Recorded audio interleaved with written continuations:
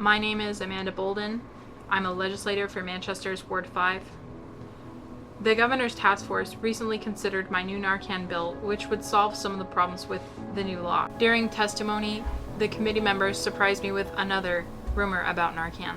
I have a question that was submitted by Senator Birdsall, and I would be an appropriate person to ask since you're involved with the Drug Task Force.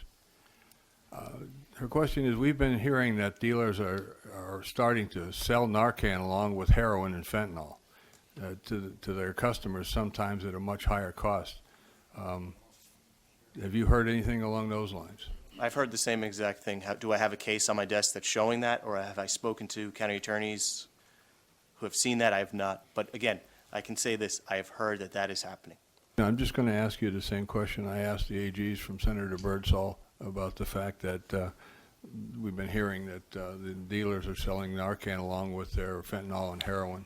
Yeah, thank you. Do you have any information on that? I don't. I've heard the same things. I don't have any specific case information on that, but we have discussed that in a chiefs of police meeting where that was an anecdotal story.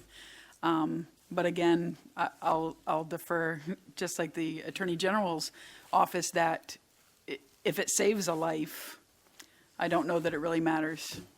So what do you think happened when I called police departments all over the state and I asked them directly if they'd encountered drug dealers, including Narcan, with their drugs?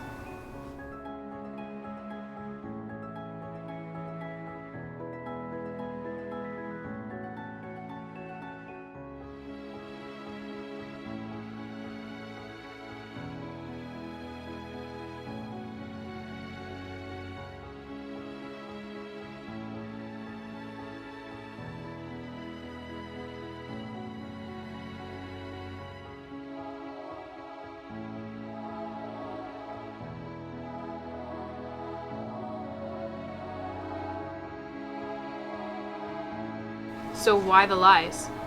Who started these rumors, and what do they stand to gain from it? This is your government. This is what goes on in the Statehouse. They make life or death policy decisions based on lies that they didn't even bother to research. Senator Carson. Thank you, Mr. Chairman. I am very reluctantly going to be voting against this motion. I've spent a lot of time talking with law enforcement officials as well as healthcare providers.